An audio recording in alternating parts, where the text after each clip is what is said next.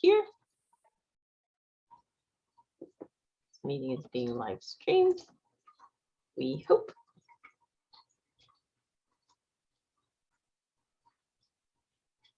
Are we live? We are live. Yay. It's been a morning, everybody. And for those of you that are over in the other side in England, UK, Switzerland, Germany, it's been an afternoon. Oh my goodness. Hello there. I am Barbara Bolton Schreiber, and I am the founder of Sisters Rocking Courage, as you may already know by now, because we've been doing these courageous conversations for a couple of months now.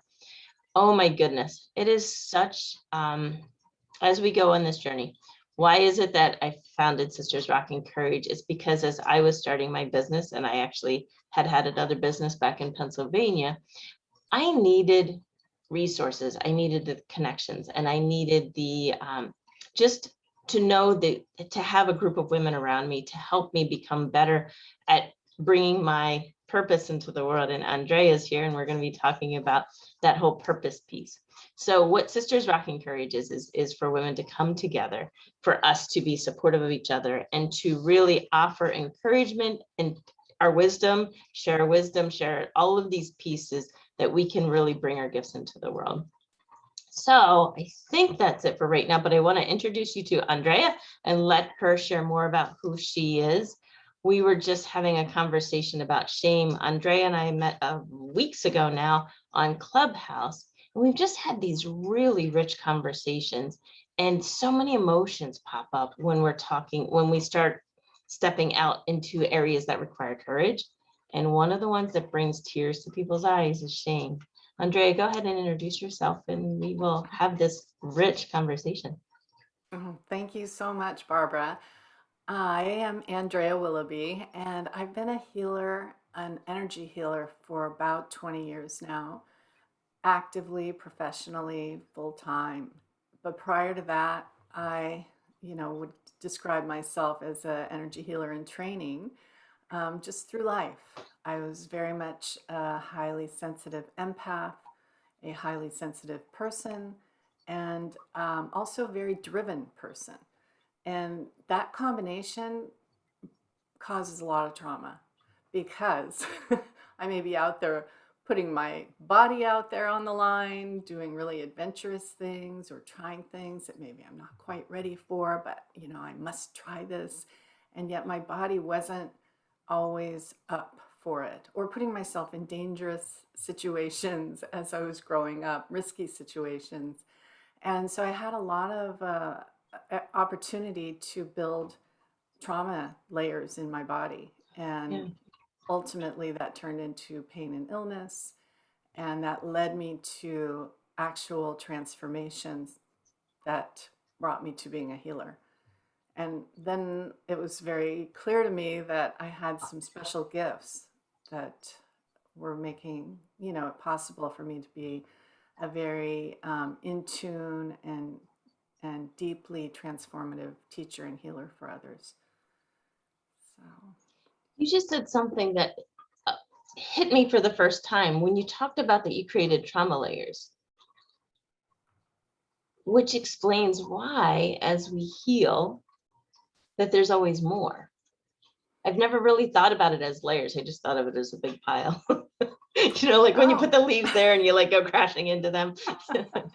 Yeah, and think of, being a highly sensitive person and how many days you've been alive, how many layers could you have even as a 5-year-old or as a 7-year-old, just, trying to find your place in the world, trying to be valuable, trying to help your dysfunctional parents heal even at that age. Right. When they're not feeling well, what are we doing? We're either kind of dancing around on eggshells lightly, or being a wallflower, or being a rebel because you just can't stand that energy. And, one way or the other, you're trying to manage somebody else's energy. And we end up soaking it in and layering it on. So many layers.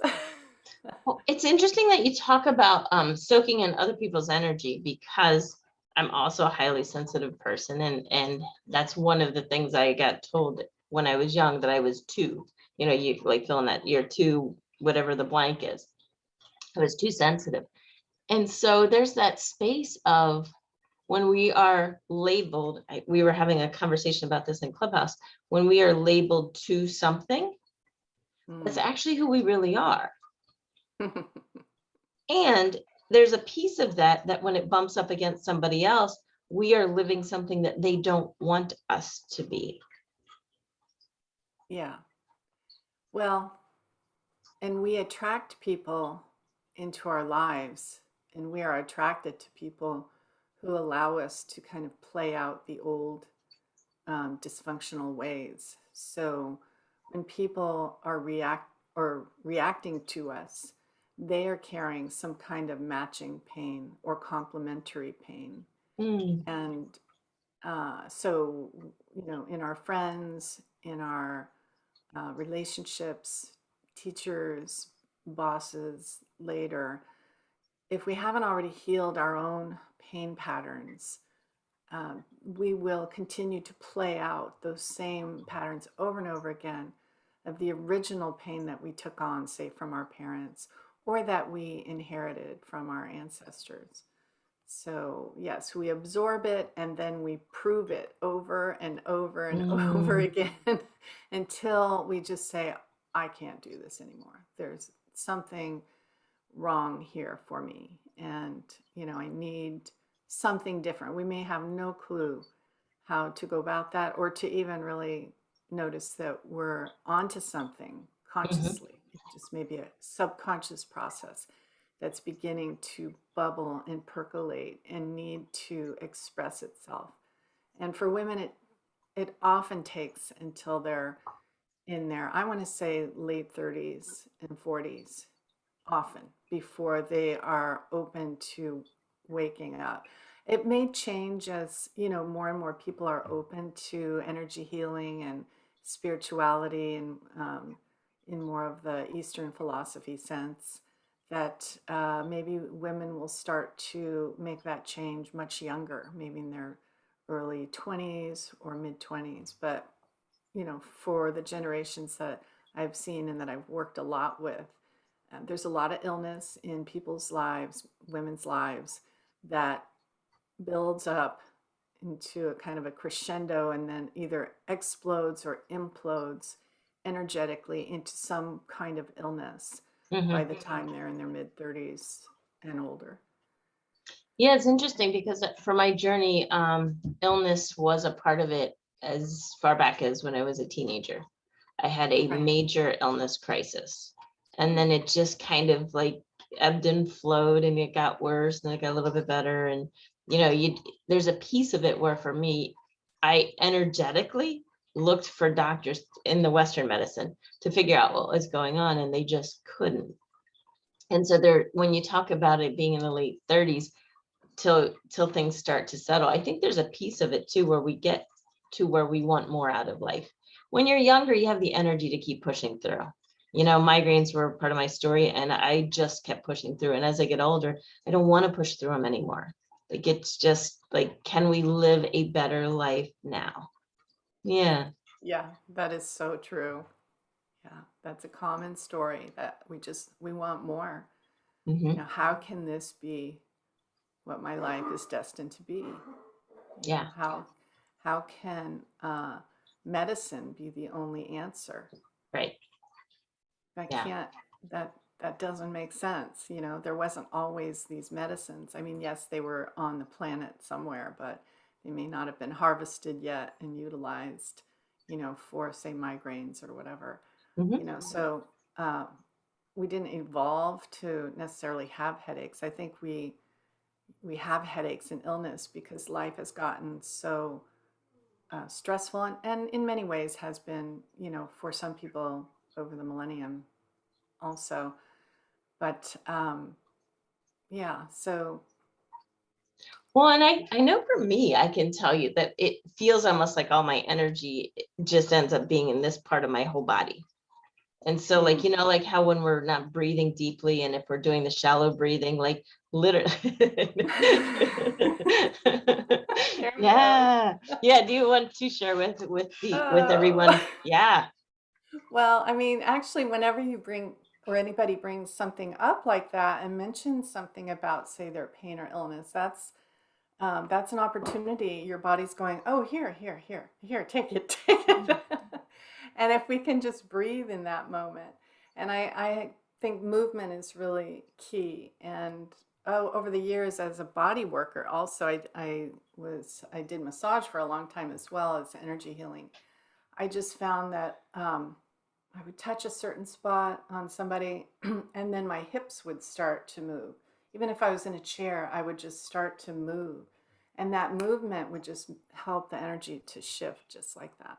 Mhm. So if I feel some kind of energy build up, I start to move. And it's just, if you're sitting, it's easy to move your arms, Yeah. up and down like you're a bird flying, or, it could be like belly dancer arms Hmm. to the side or even in the front, moving energy out of your field.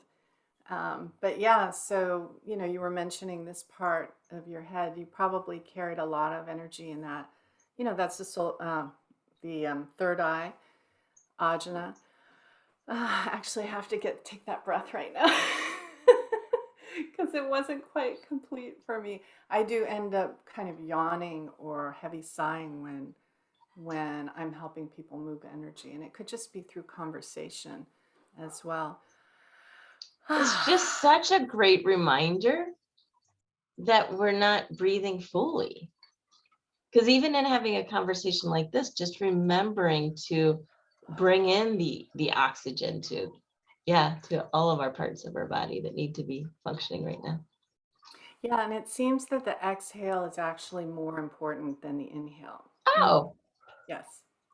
A lot of times we if we're stressed, we're taking energy into more of a shallow kind of breathing pattern in the chest. And when we're more relaxed, it can come down lower. And that is it's a more healing breath when we bring it down into the abdomen. But the exhale part is key. We have to fully exhale before we can inhale. So if we're not exhaling, then we can't take a good full inhale. mhm.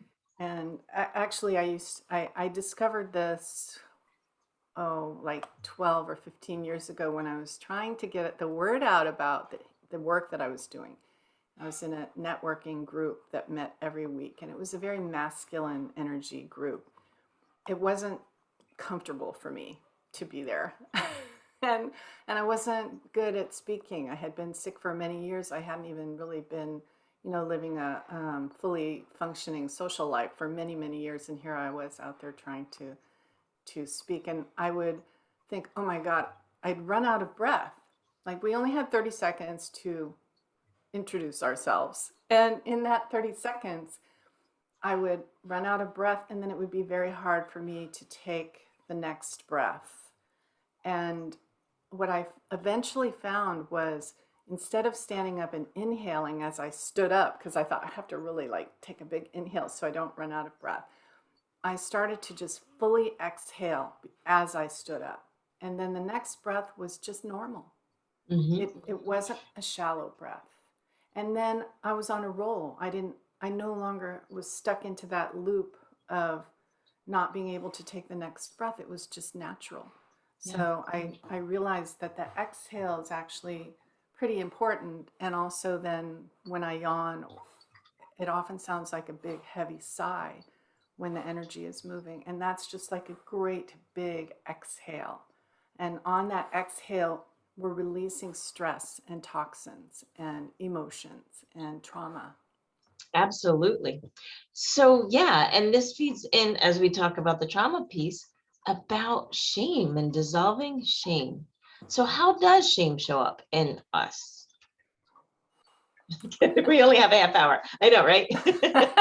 Ah, Yeah. I have a big long list of how shame shows up. Yeah. But I'll just touch on a few that are really common for women. And I typically work with women. I just love, bringing the healing to the women because then we can spread it to others, to our children, to our Right. spouses, our loved ones.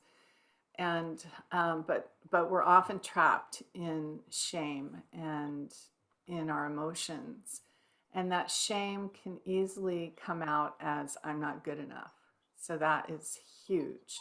I mean, I don't know that I've ever met anyone who said I've always thought I was good enough, and life just, I feel like I fit in. And there are Right. just so many reasons why women have been taught that they're not good enough. Either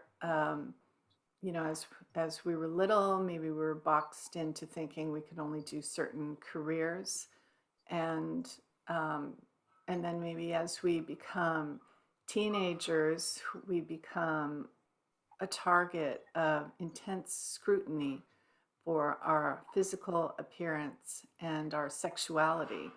And it's a little early, really, for us, emotionally speaking, to really go there. But so many of us do go there and have sexual experiences at a very young age, whether we're ready for it or not. And that Mhm. can cause a lot of shame too. And so, yeah, just uh, our appearance. And then as we become successful in school or in work, we can be ashamed of our success because we've been taught Oh, that, you know, you need to take care of other people. You need to not hurt other people's feelings. Their feelings are more important than your feelings. So mm, then we may hesitate to even share our wins and our celebrations because even if we're totally making this up in our own mind, because we think we're going to hurt somebody else. right. So, how often do we get to truly live a joyful life and experience in that female box that we've been put in over the years, that we've put ourselves in as well? Hmm. And, you know, the great news is that we can release all those beliefs and patterns, clear them, and begin a new way of living for full transformation. What's amazing. So Jody is listening to us from Kansas, I believe.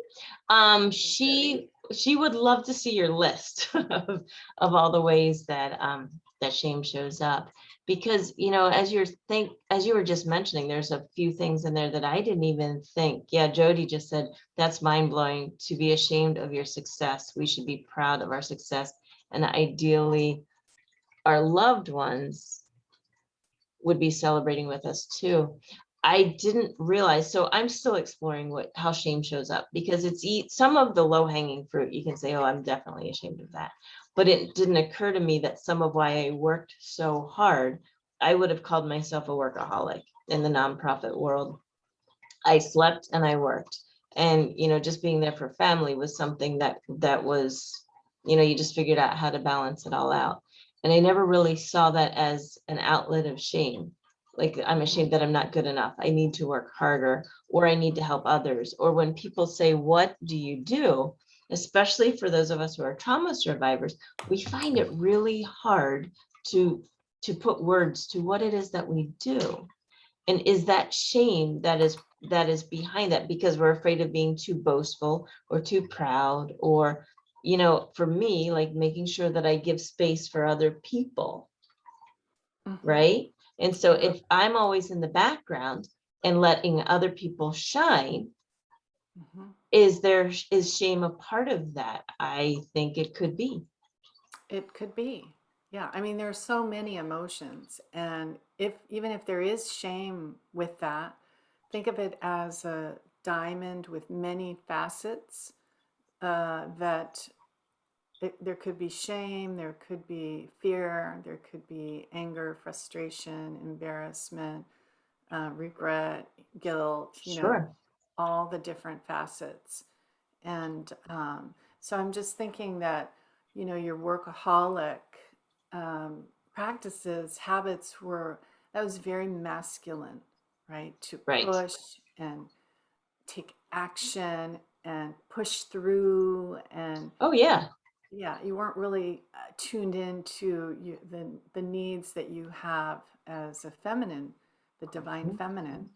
And we do have both. We have access to both, but in that regard, you were ignoring the feminine energy needs and Mhm. the ability to receive. Like we have a really hard time receiving. We can give, give, Mm. give, and giving is actually more on the masculine side, whereas Huh. receiving is the feminine side. And we're not very good Ah. at that. Oh, it's so interesting because so many women are so good at giving and really being able to help with that. If we see giving as a blessing, that we're blessing others, being open to receiving so others can then bless us. Yeah, and we will burn out if we keep giving, giving, giving. It's not sustainable. So, of course, we care and we want to connect and we want to help and support and raise each other up, Hmm. but not to the expense of our own energy. Right. This ties into what we were talking about before we came on, where you were saying that we come into this life with a purpose.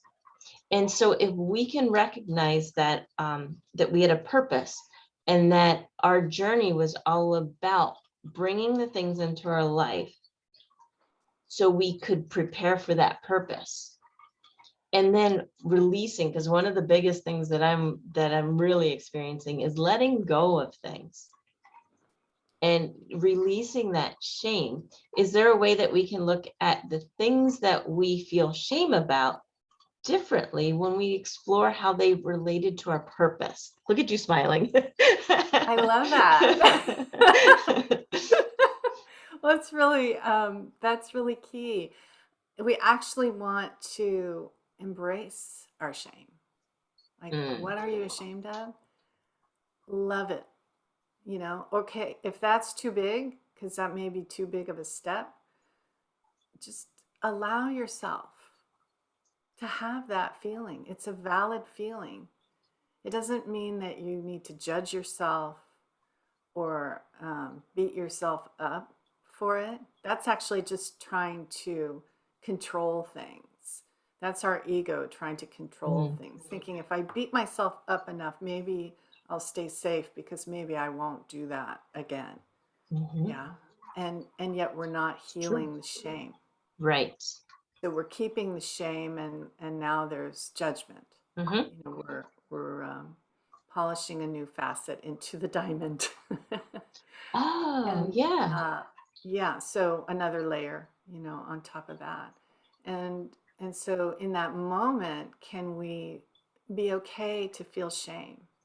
Can we let ourselves feel shame without reaching for a donut or a drink or go Oh. shopping or whatever it is, whatever substance or um, what's that? I'm drawing a blank on the chemical that's produced, the Hmm. dopamine inducing practice that we've gotten used to doing when we felt uncomfortable. So instead of doing that, just feel uncomfortable for a minute. Doesn't You don't have to live in it, you don't have to marinate in it, but you want to recognize what's happening and Yeah. embrace that shame so that we can dissolve it in that moment. That begins the dissolving process right there.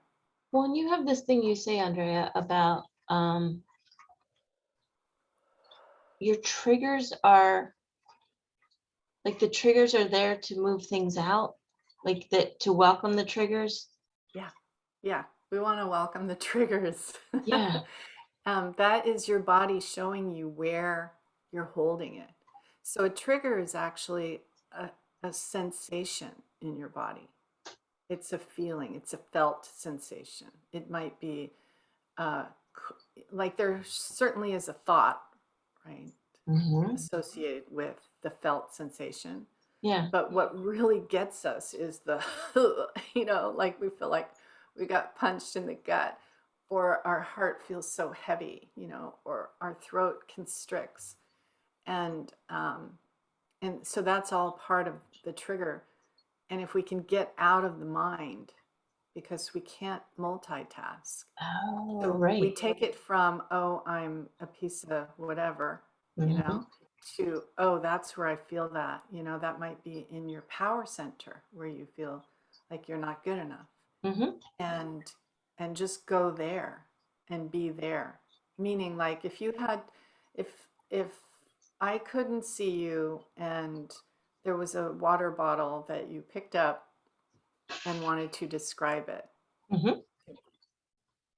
use everything that you would use, like your what it looks like, what color it is, what texture it is, what words are written on it, what it feels like when you hold it, how heavy it is, how hot or cold.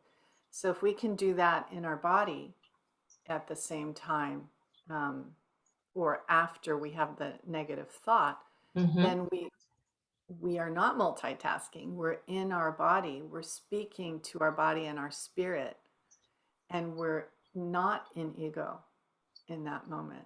And that's when it begins to dissolve right then and there. When we realize we're okay. When Mm-hmm. we say it's okay to feel shame, then our mind is going, oh, Oh, is it? now what do I do? Okay, maybe. Mm-hmm. But, and we breathe. Mm-hmm. And we breathe in that moment. And that breath will come in and move that energy. And it will come up. It has come up in your body to come out.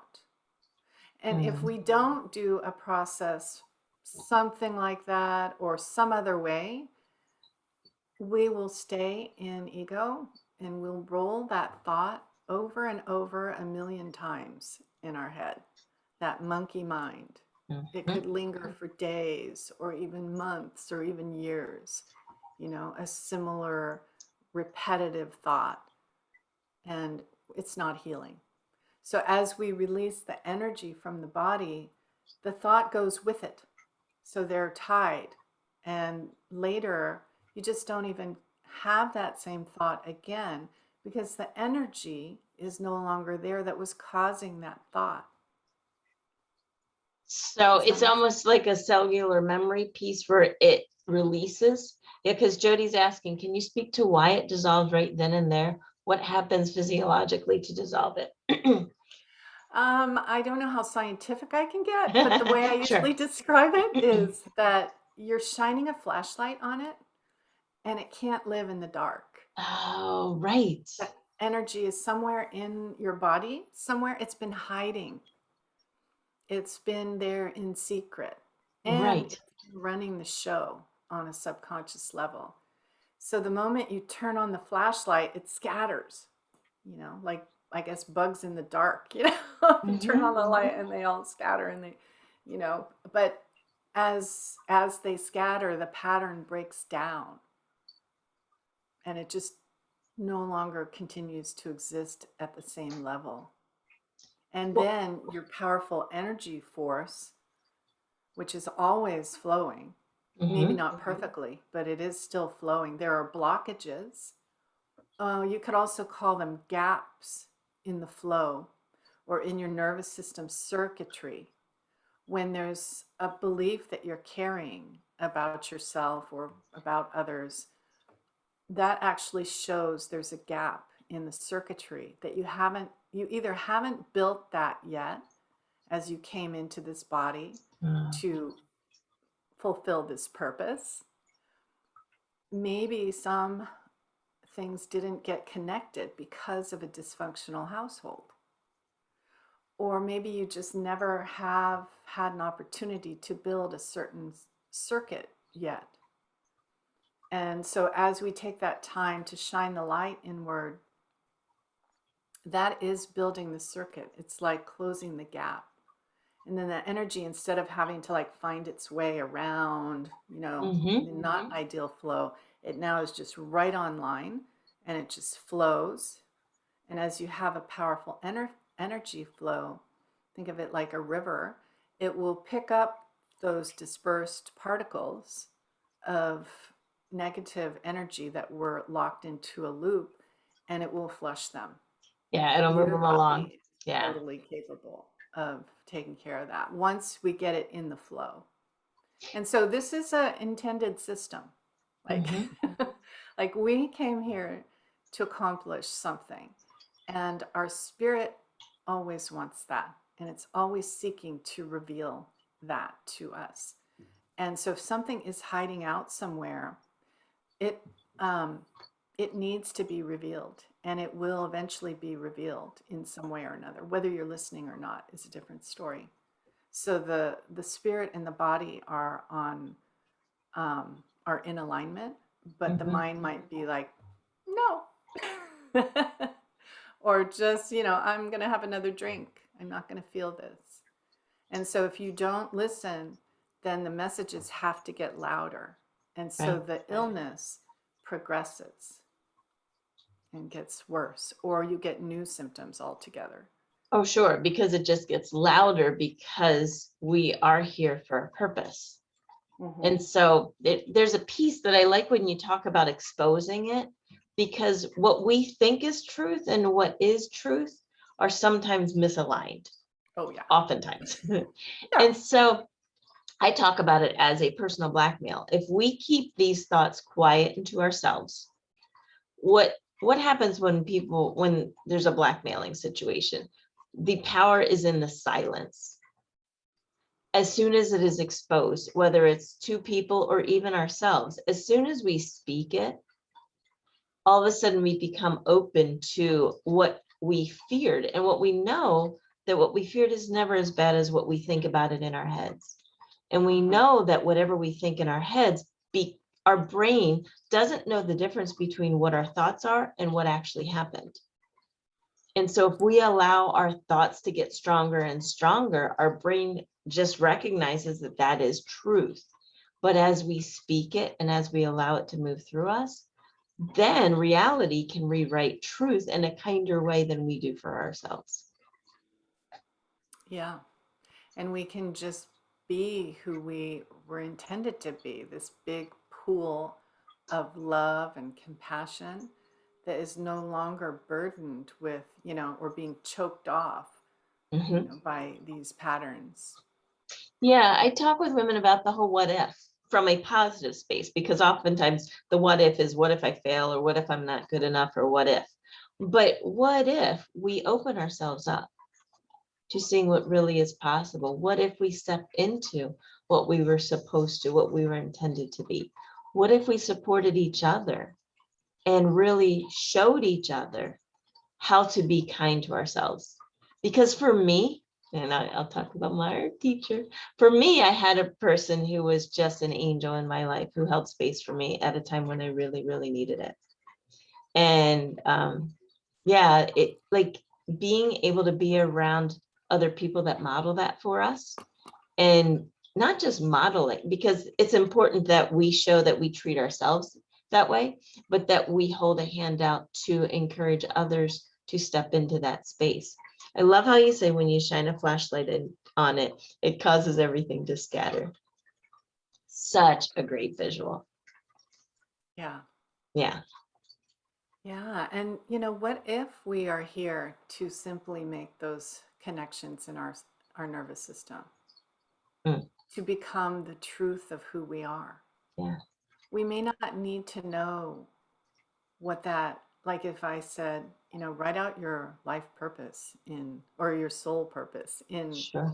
3 sentences or less. We Hmm. may never really be able to, you know, do that in a way where we go, well, I was here to help so and so. It may Hmm. not be that specific, Hmm.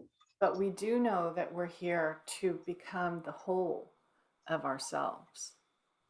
And as we carry these different patterns, we're in there. We're still in there, but we don't have access to that love, self-love, compassion, that authentic self. Yeah. Yeah. So yes, Rennie's also watching us from Switzerland too. So as we talk about what that whole looks like, we don't have to be physically connected. Like it is an energy, and it is just an encouragement of us.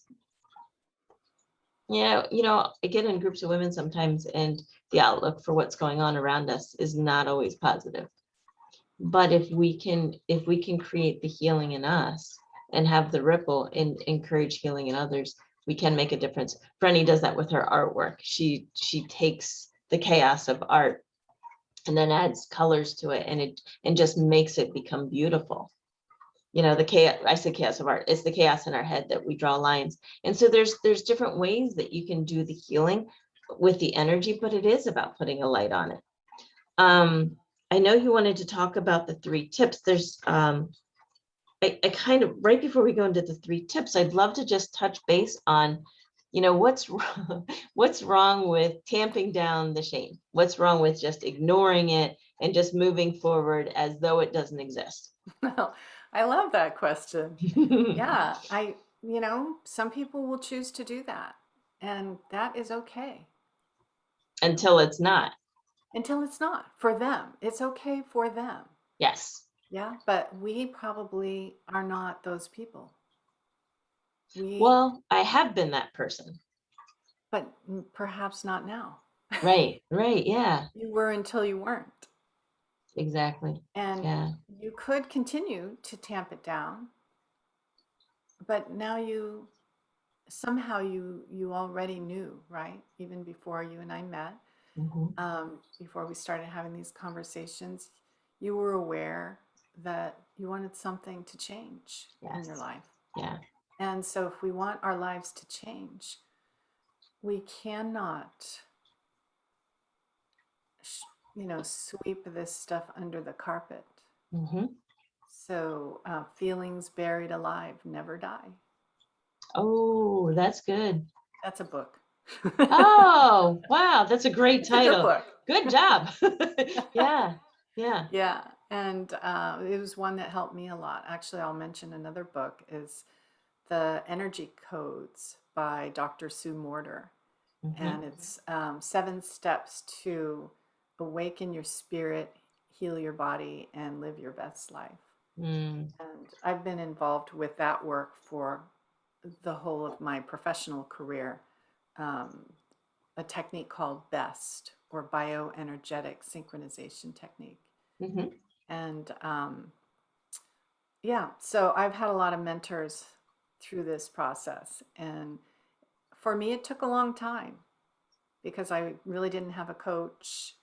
I was aware of these concepts, but they were so foreign to me. It took a while for me to be able to embrace my triggers. I Yes. used to, even as a practitioner for a long time, I would get my feelings hurt by people. I would, like, ugh, that doesn't feel good. I'm not going to go there anymore. And protect myself. Right. And there was sometimes feelings of competition, just things that came up in the entrepreneurial journey, um, where I was trying to protect my place, which Mm. I didn't really fully understand what my place was. Yeah. Uh, you know, I wasn't a chiropractor. Most best practitioners are chiropractors. Not anymore, but back then they were. And and yet my experience with chiropractics personally had not been a successful one. Like it Hmm. never solved my problem because it didn't seem to be getting to the root and the emotions and all that. Hmm. And so with BEST, it's a technique we can do, and people don't even have to share what it is that's on their mind. They don't have to share their trauma out Nice. loud, and we Yeah. can still move that energy. So anyway, I know that it kind of diverged off a little bit there, but I was still carrying a lot of stuff. And that book, Feelings Buried Alive Never Die, helped me quite a bit. And the other book that I mentioned too. And I just keep, reading more and more and opening and listening to meditations and bringing meditations to Yeah. people. So I'm still on the journey. And Yeah. at the same time, I have a lot of experience now. So for people who are ready to release the shame, they don't even have to talk about it. and we can still get to the pattern and release it.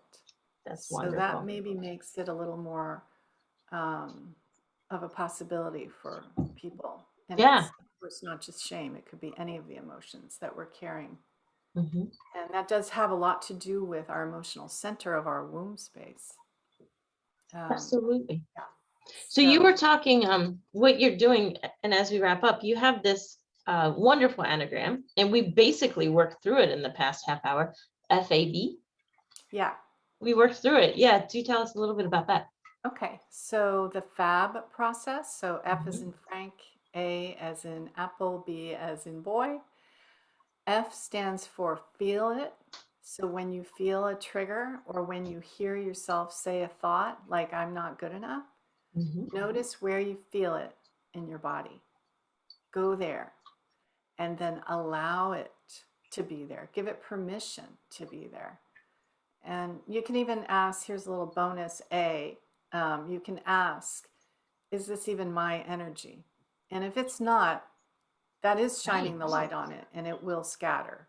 So if Mhm. you're carrying other people's energy in regard to this feeling or this thought that you have, then it will move. Some of it will Mhm. move at least.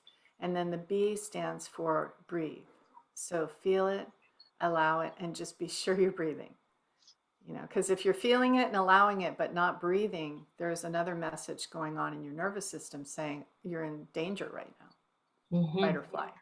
So just breathe.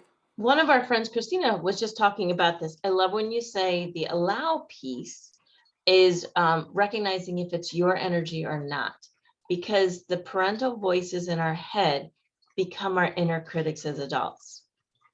And so if that parental voice is now my inner critic, I am likely not carrying my own energy. Well, I mean, you've got both, right? Yeah, It becomes a merge, and you've taken on their right. energy. At the time, it was in order to survive. It Sure. was in order to find your place and to be safe. But it's out of date. You don't need to carry that energy anymore. Yeah. So you can let it go. Yeah. Wow, this has gone so quickly. This has been an amazing conversation. Andrea, tell us how can, and we'll put it down in the comments below, how can people learn more about you, connect with you? What do you have coming up? Oh, yes. Actually, this Friday at 10:30 a.m. Pacific time, I have a free womb healing session. And so we'll actually be delving into at least one of the following: ancestral healing or this merge healing. And typically it is like merging with the mother in our, or at least the mother figure in our lives, because she tended to be more um, dominant. She was there more physically in person. Mhm. And so that session, I love doing those. We can go back into certain times in our lives and maybe even to when we were in the womb or maybe even to generations past and release that energy. So I encourage everyone to come to that, and you can actually find, well, we can, I guess, post the link for that. We can. Yeah, and it's also listed in the links in my Instagram bio right now under free womb healing. Oh, So cool. that's this Friday. And I would say maybe start there. I mean, I have some other offerings coming up. I do a 12-week transformation program that will start again in January. And actually, I have a little womb healing series coming up of 5 sessions. So you can check out what that's going to be like this Friday. And if you register for it, it will be recorded. So if you can't make it in person, you can tap into it later. The other way that you can connect with both either of us is through Clubhouse. We're on there fairly regularly, just having open conversations. And the part I like about Clubhouse is just asking questions. So it's much more conversational. It's a lot like this. Um, and yeah, it's just such a good place to find healing. Oh my gosh, isn't it? It's amazing. Yeah, Clubhouse is it amazing. really is. Mhm. Yeah. Yeah. So I have a club in there called Women's Emotional Mastery. So you can look for that club on Clubhouse. Absolutely. Yeah. And then for Sisters Rocking Courage, we've got some things coming up. Our Sisters Rocking Courage Club in Clubhouse is becoming more active. We've got rooms there Monday through Thursday right now. And it's Wow. anything. I know it's exciting. Oh, Andrea, maybe you want to, we'll talk about that. Okay. Because it's just such a safe space that we've created for women to come together, explore. I know we talk about living your purpose. We celebrate our wins. You were just talking about that with Shane, that, you know, sometimes we just even hold back on celebrating because of fear of what somebody else is going to say, if they're going to support us, if they're going to say something that Yeah. might make us feel bad about ourselves. Yeah. So there's just this whole space that we've created in Clubhouse that just brings women together and just explore what is possible for us. And we talked about that, like, how do we be open to what's more, right? And there's more. And I Yeah. love this. With healing, Yeah. there always is more.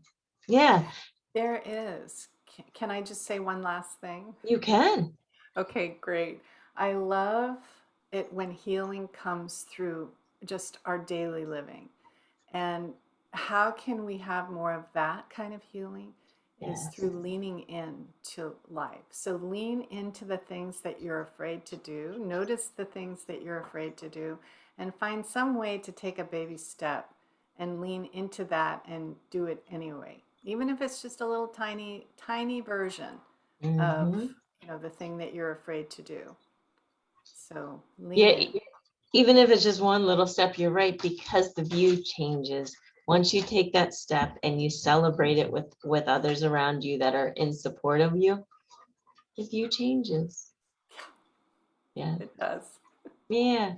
Andrea, thank you so much. This has been a wonderful conversation. And again, like, we've got more. We'll have another talk in the near future, just because this is such goodness for women to just recognize that no matter what burdens we're carrying, we don't even have to hand them off to somebody else to carry for us. We just need to let them go. Yeah. Yeah. Yeah. Dissolve them and build Dissolve. the circuits in their place. Yeah. Yep. Yeah. Dissolving shame. All right. Anything else? I mean, I just don't want to say goodbye, but I know it's goodbye for now. Yeah. Do you have Thank you anything so else? much, Barbara. I really love being here, even getting up this early in the I know morning. it's 7 a.m. in California. Yeah. So thank you for getting up so early. It means a lot. Yeah. Thanks a I bunch. appreciate it. All righty. I'll see you on Clubhouse. Thanks, Andrea. Okay. Take care. Bye bye.